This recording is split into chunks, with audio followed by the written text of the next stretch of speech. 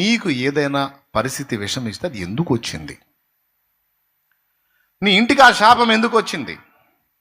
నీ భర్తగా ఆ పరిస్థితి ఎందుకు వచ్చింది? నీ పిల్లలకి ఆ పరిస్థితి ఎందుకు వచ్చింది? నీకు ఆ పరిస్థితి ఎందుకు వచ్చింది? ఆలోచించాలి కదా. దేవుని ముందు కూర్చోవాలి కదా. ఏందా ఎక్కడ తేడా పడ్డాను, ఎందుకు ఈ గతి పట్టిందంటే మౌనంగా కనిపెడితే దేవుడే నీకు చూపిస్తాడు. మనం దేవుడి ముందుకు పోవాలి అంటే మనకు తెలిసింది ఒకటే, పోయి 4 మాటలు మొత్తుకోవటం, ఇంకా పరిగెత్తుకుంటూ రావటం కాదు కాదు కాదు. నిరుపు నిదానం కలిగి, మనో నిదానం కలిగి కూర్చోవాలి దేవుని ముందు. నడిపింపు వచ్చినంత వరకు ప్రార్థన చేయాలి. ప్రార్థన ముగించి మౌనంగా కూర్చోవాలి. అది చేయరు చాలామంది. ఎక్కడ మరి ప్రపంచం మొత్తాన్ని ఉద్ధరించొద్దు, పోవటం, వేషం తీసుకోవటం, ప్రభువా స్తోత్రం అయ్యా అని మొదలుపెట్టి అడుక్కొని అంత అయిపోయి ఆ బేషన్ బోర్లేసి ఇంక పరిగెత్తుతూనే ఉంటారు. అసలు అది కానే కాదు పద్ధతి.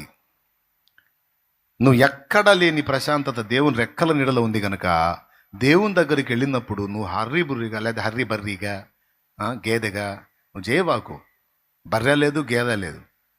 నువ్వు దేవుని పాదాల దగ్గరికి వచ్చినప్పుడు ప్రశాంతంగా మనోనిదానం కలిగి. దేవదాసయ్య గారు ఏం చెప్తాడో తెలుసా?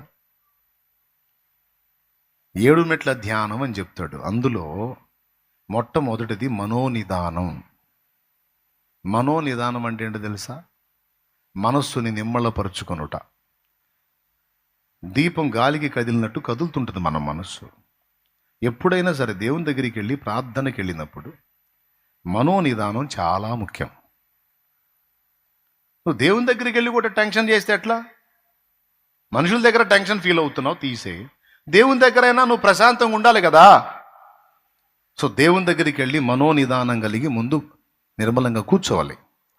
తర్వాత ప్రార్థన ఆ ఫీల్ వచ్చినప్పుడు మోకాళ్ళుని చేయగలిగిన నడిపింపు వచ్చినంత వరకు ప్రార్థన చేయాలి. ఆ నడిపింపు ఆగిపోయినప్పుడు ఇక నిమ్మలంగా కూర్చొని కనిపెట్టాలి. మొదటిది మనోనిదానం అయితే చివరిది కనిపెట్టుట. 7 మెట్ల ధ్యానం మీకు తెలిస్తే నెట్లో ఉంటుంది, చూడండి. దేవదాసయ్య గారు నేర్పిన 7 మెట్ల ధ్యానంలో మొదటిది మనోనిదానం అయితే ముగింపులోది కనిపెట్టుట అనే మాట ఉంటుంది. కనిపెట్టు ప్రార్థన అంటారు దాన్ని. నువ్వు దేవుని ముందు ఒక అంశాన్ని ఉంచినప్పుడు దేవుడు దానికి నీకు బదులు ఇచ్చినట్లు నువ్వు కనిపెట్టాల్సి ఉంది. అప్పుడు నీకు చెప్తాడు ఆయన. అదిగో చూడండి, నంబర్ 1లో మనోనిదానం, నంబర్ 7లో కనిపెట్టుట. ఖచ్చితంగా ఉంది, చూడండి, మర్చిపోలేదు నేను. నీ స్వరము వినిపించు ప్రభువా, నీ దాసుడలకించు. నీ స్వరము వినిపించు ప్రభువా, నీ దాసుడలకించు. అయ్యా నీ స్వరం వినిపించయ్యా, నీ స్వరం వినిపించయ్యా. స్టీవెన్సన్ గారు ఒక మంచి పాట రాశారు. ఏఆర్ స్టీవెన్సన్ గారు మంచి పాటలు రాశాడు, దైవజనుడు. అందులో ఒక పాట, నాతో మాట్లాడు ప్రభువా, నీవే మాట్లాడుమయ్యా. నాతో మాట్లాడు ప్రభువా, నీవే మాట్లాడుమయ్యా. నీవు పలికితే నాకు మేలయ్యా, నీవు పలికితే నాకు మేలయ్యా. నీ దర్శనమే నాకు చాలయ్యా, నీ దర్శనమే నాకు చాలయ్యా. నాతో మాట్లాడు ప్రభువా, నీవే మాట్లాడుమయ్యా. నాతో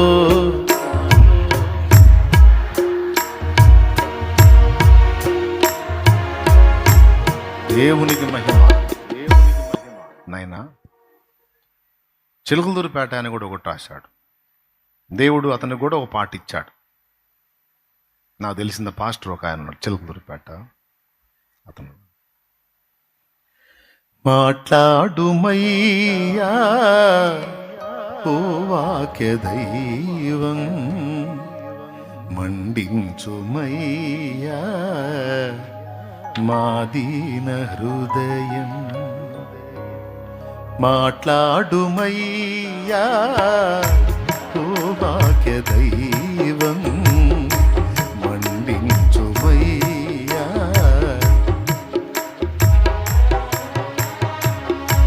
చూపించుమయ్యా నీ మహిమ తేజం, చూపించుమయ్యా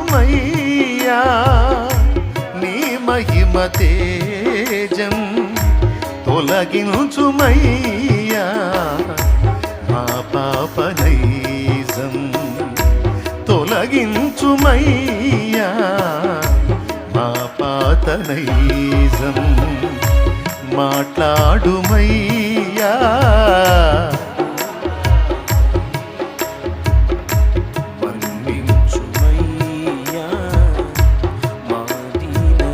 దేవునికి మహిమ.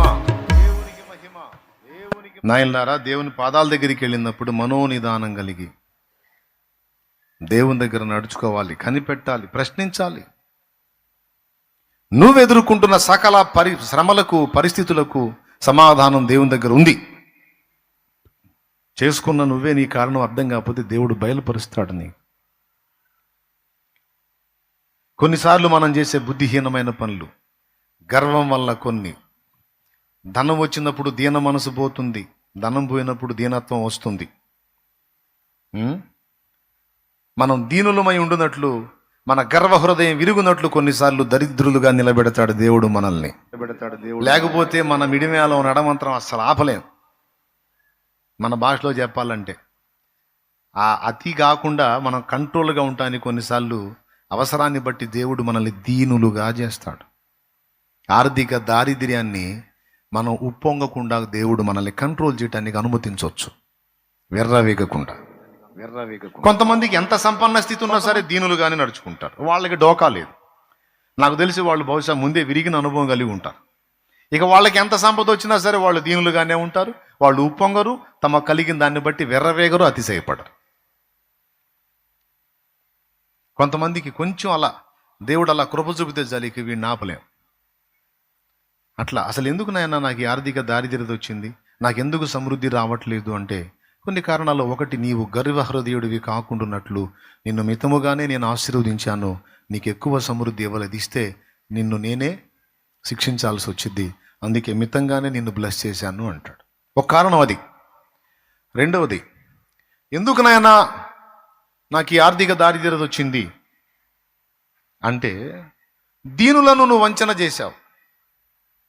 కేవలం ధనమే ప్రామాణంగా ఎంచి అభాగ్యులకు, దీనులకు నువ్వు అన్యాయం చేసావు, వాళ్ళ కడుపును కొట్టావు.